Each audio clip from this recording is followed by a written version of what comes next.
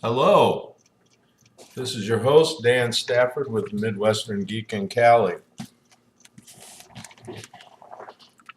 Welcome to Summer's Winter Home. And it's summer, and it's hot. And there's a lot of fires going on right now around here in California. So I'll get to that in a little bit. What I want to talk about first is Midwest Nerd Chick, www.midwestnerdchick.com. So Tanya has really taken off with Midwestern Nerd Chick, and she designed like the coolest card ever and logo. She's got a YouTube channel started, and she's blogging as well along with it. And I just got to say, hats off to you.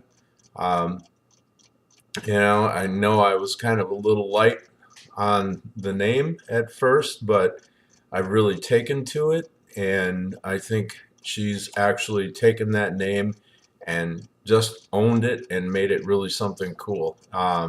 It all works well together, and okay, I wanted to see if we could come up with something like really untouchable, but I think what she's got is untouchable. So I'll take my minor plate of crow here and munch down a little bit. Tanya, it's awesome. I'm really liking it. I hope you really keep running with it and make a big success out of it. So Midwest Nerd Chick is launched. Again, www.midwestnerdchick.com. And I'd give you the advice of taking a view and going over and giving her a subscription or two and saying, hey, how are you? And check it out. Anyway, so let's get on to the fires out here in California. Specifically the Holy Fire. That one's really close. I know the Car Fire is really huge and has done a lot of damage, and that's up in Northern California. That's about, I want to say, around 7 hours away from here. So we're not in danger from that. The Holy Fire is about 8 miles from here. Not very far. And it's gone from 10,000 acres to about 18,000 acres, and in one day. It's about 5% contained as of this morning. I'm not sure what the latest is on it. I'm going to be checking up on that on Twitter later. But yeah, they're pulling out all the stops. But from what I've read, that the area that it's in is in the Santa Ana Mountains, and it's threatening to come down over the ridge into Lake Elsinore. So they've been doing evacuations in Lake Elsinore. Grand Avenue is closed. The Ortega Highway, State Highway 74, which is one of the ways through the mountains to get over to Orange County, has been closed to through traffic so the evacuations can take place. They're evacuating people to like schools and such over there. There's some relief efforts going on for those who've been displaced. I want to say about 20,000 people were under evacuation orders, according to what I saw last, and that there's mandatory evacuations to the east, or sorry, to the west of Grand Avenue, along, I want to say, south of the Ortega and east of Grand Avenue. There's mandatory evacuation orders going on over there. And then just to the east of Grand Ave, I'm kind of mixing my two up here. West is closer to the mountains. East is closer to Lake Elsinore itself. There's suggested evacuations along the side of Grand Avenue, right along the lake. 20,000 people under evacuation, probably another 10,000 or more that are under suggested evacuation, and this was all started by one guy with a little bit of crazy. So it's really something. We're not in danger here in Temecula, I don't think. where we're at is right in the middle of town. This is more impacting people close to the mountains or out on the edges of town. I don't think we'd have too much to worry about a fire here in Temecula. But last night, when I was driving back from work, I was able to see the fires all the way from here in Temecula, and they're 8 or 9 miles away up in the mountains, but you could see like this evil red glow over the top of the mountains. It was, yeah, that's something else.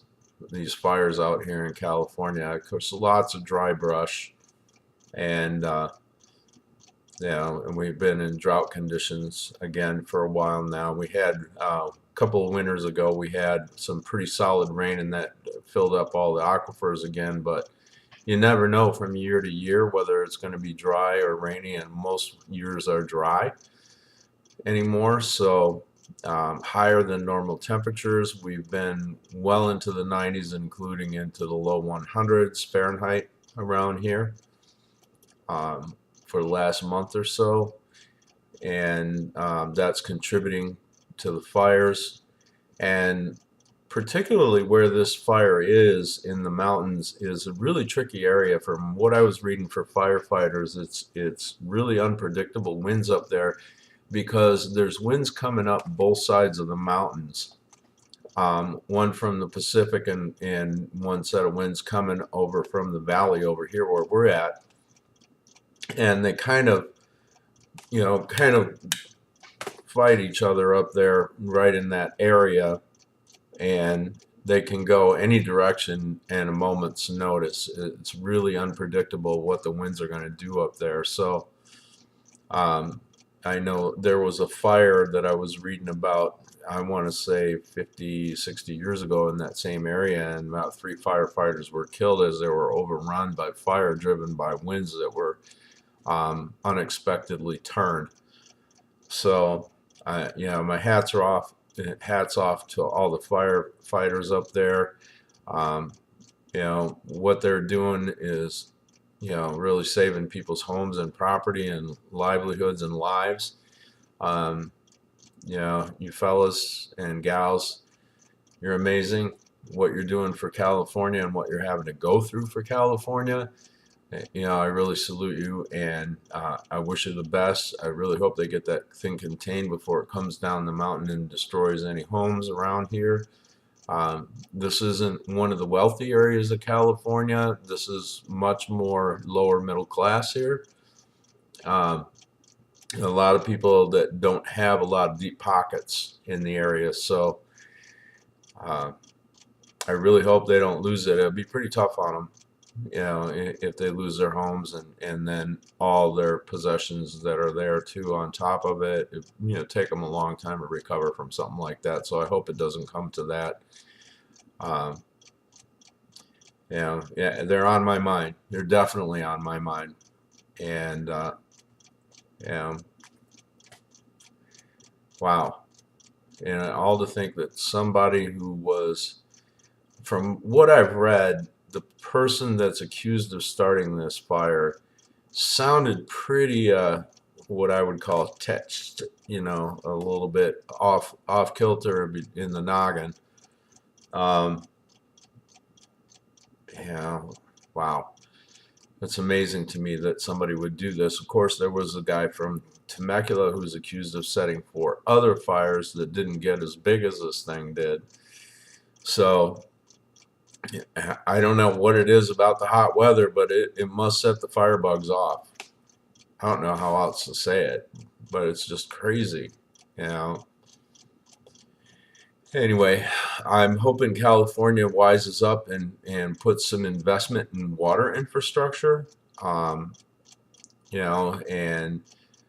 we've got to do something about all this dry brush. Whether you believe in climate change or not, or whether you think what it's caused by, these high temperatures aren't helping things, and whatever they're due to, we need to really work on how do we kind of put the brakes on all these fires.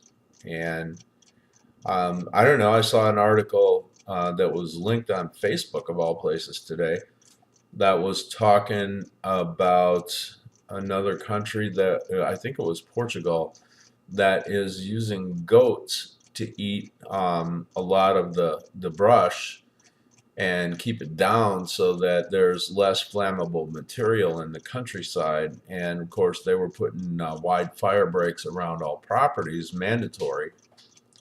They still have firefighting gear and aircraft that drop water and stuff like we do. But they were taking a lot of measures, preventative measures with the goats and the fire breaks, clearance around property and stuff that I think we might want to take a look at here in California for starters.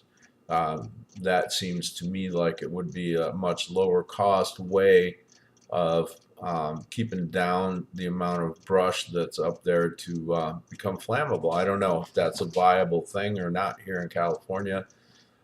There's probably people that are much better educated on the subject than I am that could do this, but man, it was really wild. And there's been a couple of times when the whole town's been full of smoke, so the air quality here is not good. And other than if someone intentionally set this and that person is convicted, they'll end up with life in prison. But I don't really see the point in the blame game. I really am more interested in seeing what are we going to do to prevent this from becoming so commonplace and kind of get a handle on it, because from what I'm seeing in weather patterns around the world, it's not like the temperatures are going to get any cooler anytime soon. And who knows with rain what'll happen there. But it's not common to get rain out here this time of year. That's more of a late December, January, February thing for here. What we usually get this time of year is a few spot showers here and there that cover just a small area, little pop-up thunderstorms maybe, because we are in an area where we get a marine layer that comes up from San Diego late in the evening and cools things off. But by the time it gets this far up the valley, a lot of the moisture's dropped out already. So the humidity increases as you go south towards San Diego. We're about 45 minutes to an hour from there. And up here it's pretty dry, and usually cool at night, but not the last few nights it hasn't been, so that hasn't been helpful with the fires. Tonight it's starting to cool down pretty good, and we're projected to see days in the 80s upcoming this week, which will probably be helpful. 80s is relatively normal around here for this time of year, but we're getting towards the end of August, and September, October are usually hot months here. It's like August in the Midwest, September and October are like that for us out here in this part of California. So it's really kind of scary, what's going on. That area that's impacted by fire right now is not really a big agricultural area. It's more of a wilderness area. Cleveland National Forest is where it's centered, and the Cleveland National Forest personnel and staff firefighters have been working on it. Wow. It's really something else. And the people up there in Redding, California with that car fire, that's just insane. That is crazy. What is it? Something like 200,000, 300,000 acres. It's like crazy.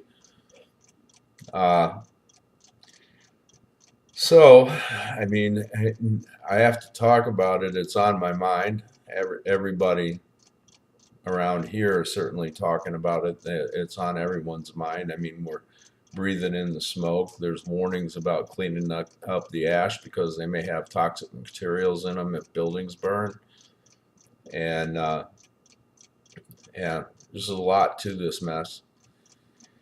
And I don't know what can be done to prevent it other than the things that I've talked about, but we should really look into how can we reduce the risk of these fires and see what can be done. Anyways, side note, um, I just saw an article recently that Sir Patrick Stewart is going to be reprising his role as Captain Jean-Luc Picard from Star Trek. There's a new series coming up, and that's in the works, and I'm really looking forward to it. I think it's going to be at a later stage in Captain Picard's life. I don't really know much of the details yet.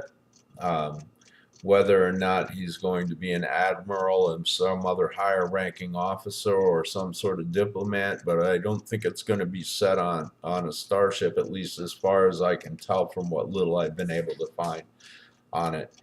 But I'm really looking forward to that. I think it's going to be on Discovery All Access. I think it was, or was it ABC All Access? Whichever one it was, with the other Star Trek show. I'm saying Discovery because it was Star Trek Discovery. Okay. I haven't even watched that series yet. As I understand, the first season is out on DVD, so I am going to be looking for that soon because I would like to catch up with that, but I'm not going to pay for another streaming service. We're already doing full-on cable here, Netflix, Hulu, Amazon Video. I mean, it's mounting up, and I just don't want to see us add on another streaming service because it just cranks the bill up further. So we'll have to catch those as they come out on DVD, even though it's Trek, my favorite series, my favorite franchise, I would guess I'd have to say, of all time. Um, I'm waiting for it to come out on DVD, and I'll just buy the box set, on Amazon or whatever. Do it that way. I don't know how else to go about it now. So that's in the works. Things are going great at work. I'm working. Basically, I'm in school and work probably 11 hours a day, and then a commute 4 days a week, and then I have a short day on Fridays, which is why I try to tend to do these videos on Fridays. One of the really cool things, what I've been hired to do is an IT instructor. I'm teaching Microsoft certification classes, CompTIA A+, and I come to find out every single one of my students is a vet, as in veteran. So as a veteran myself, I'm really happy about that because I like to help out my fellow veterans where I can. And I think this is a great thing. And giving them these kinds of skills, it's good for the country, it's good for the veterans, and it's good for the local economy. And I like to say I work at the Geek Factory. Hello, Midwestern Geek in Cali. Well, now I work at the Geek Factory, help turning out new geeks. Love it. That's cool. So on that note, let's see what else is going on. Google. Google, as many of you have probably found out if you're following this at all, their Chrome browser is now flagging all sites that run HTTP only versus HTTPS as insecure.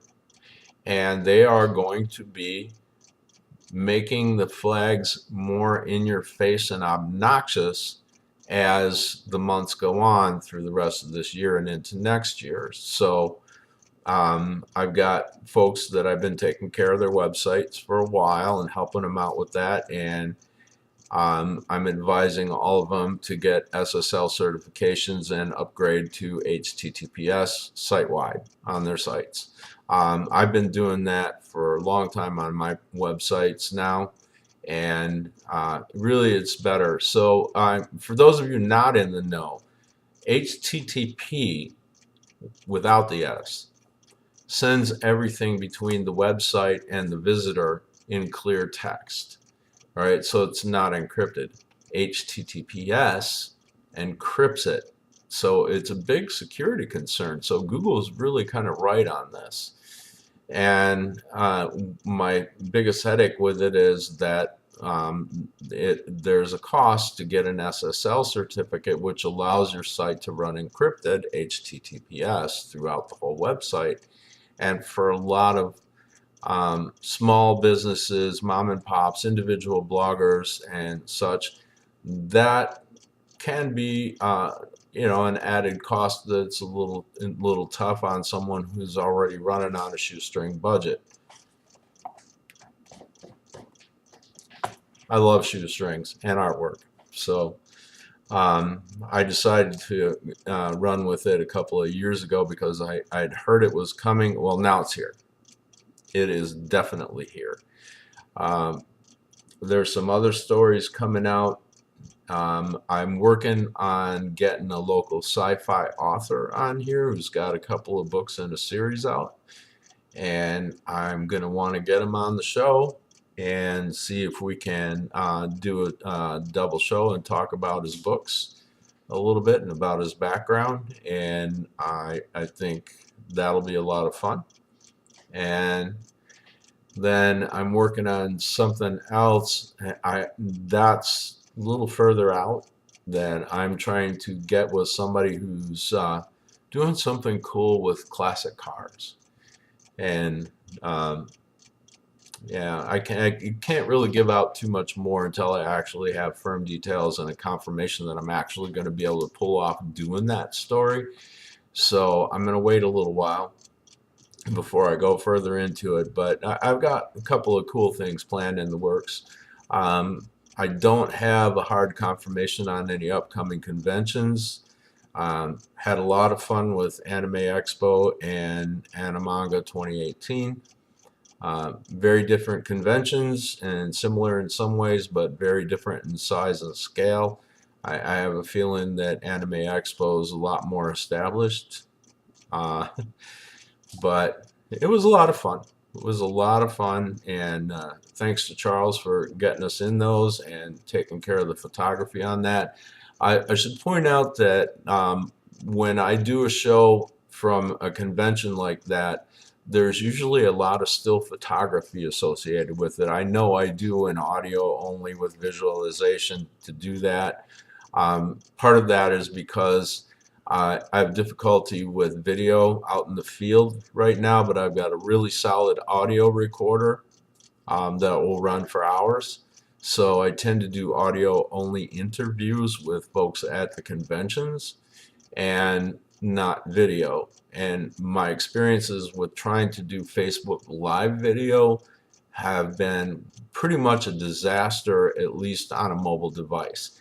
The internet connectivity is just not there to support YouTube Live video on my mobile, and it's been an utter fail on that end. Now, if I were to use YouTube Live on my desktop, no problem. I mean, I've got a broadband connection here at home, and it's going to be cooking with gas. The problem for me is being able to get a regular time frame to do that I can absolutely be certain to do. It's tough for me to get one show a week out that's pre-recorded and get it out to you guys. So I don't want to commit to a live video because that really needs to be at a set time every week if you're going to do that to any effect. And not at this point. It's just not going to work. I've got way too much on my plate and way too much of a schedule, so I'm going to do what I'm doing for right now and try to make it better. And maybe next year, when I'm done with my formal certification training for IT of my own, not my student certification training, but my course, and I've gotten all my certs, and I can be pretty sure that I'm going to be free of any extracurricular activities on a given night and able to show up at a regular time, for a live. And then it's probably be a lot more likely to do live video then. Meanwhile, pre-recorded is probably the way I'm going to have to go for now. So that being said, I'm trying to think of what else I want to talk about, and really the fires are what's most on my mind. So I'm gonna give it a rest for tonight, I think, and if I manage to come up with something else a little later, I might bring it back on. But I doubt it. My weekends are pretty full. Friday evenings are probably my best bet to do a show at all right now. And yeah, I have to run with what I have. So, uh, thank all of you for watching. Whoever's out there watching this, I appreciate you, and it means a lot to me that folks subscribe to this channel.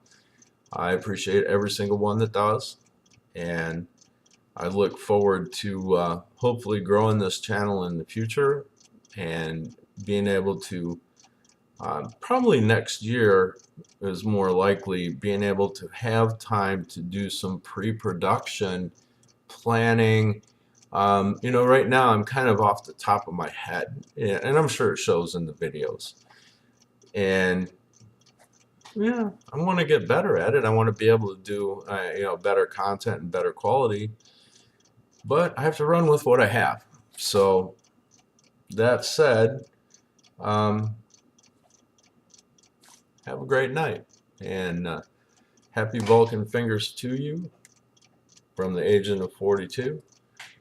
Looking forward to new Star Trek. Looking forward to The Walking Dead or Fear the Walking Dead, or both coming back. I think Walking Dead is coming back pretty quick here, and that's a series we've been following for a while now. And I don't think Fear the Walking Dead's coming back until like next spring. But Walking Dead will be up soon. And of course, if you're doing Walking Dead, you have to do Talking Dead, or you should. Anyway, they're a lot better together, and it's timely. And what else are we watching? The 100 we're watching. We've got a couple episodes backed up on that. Been watching that, from a while back, and I hear there's a new season of Man in the High Castle coming out, so I'm wanting to see that. That's on Amazon Video, and it's based on a story by Philip K. Dick from a ways back, and from what I understand, the series is better than the book. I never actually read that book, so I've really been enjoying the series, though. It's very well done. So whoever the crew is that's producing that thing, they've done a marvelous job with it. Westworld, that show has been amazing. It really, really, really got good this year. So if you haven't checked that one out, definitely Westworld. It's probably one of the best sci-fi shows that I've seen yet. As far as mainstream sci-fi, it is really, really well written, especially in the second season. It's like phenomenal. Yeah. So, have a great one. Thanks again for watching. You can always find us at www.midwesterngeekandcali.com. And by the way, that is where you can find the still pics that go with the conventions. And there's a lot of them. My friend Charles takes quite a few pictures. He's got a stout camera and a good eye, and he's got some really good still photos. If you stop over at his site, www.iesportsnews.com, he's got galleries full of that stuff on there, and a lot of news stories, a lot of up-to-the-minute news stories. And then you can find us on Twitter, of course, at MWGIC Cali, and on Facebook in our Facebook discussion group. And all of you folks out there, dealing with fire and close up on it, my thoughts are with you. I know thoughts and prayers, that's what I can give at the moment, and they're definitely with you. I'm hoping, maybe when it comes time to rebuild, maybe I can figure out a way to give some time with help in my skill range, which is IT. I don't know. Wow. thinking about you. I've got a couple of friends, a couple of different families that are up in that area that I'm kind of concerned about, hoping things turn out all right for them.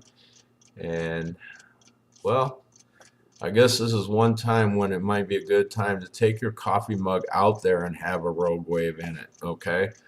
Um, Put a big splash on that sucker. No, no, stay away from it. Stay away from the fire. Stay safe. Get out if they tell you to get out. Um, preserve yourself. Take any important papers and hit the bricks. Might not be a bad idea too if you're facing that to get a portable USB hard drive and do backups of your computers.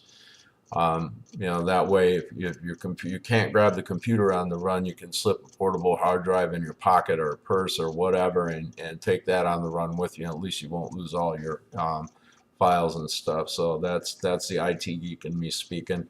It'd be a good idea to have one you can just grab and run. With everything backed up on it. And on that note, good night.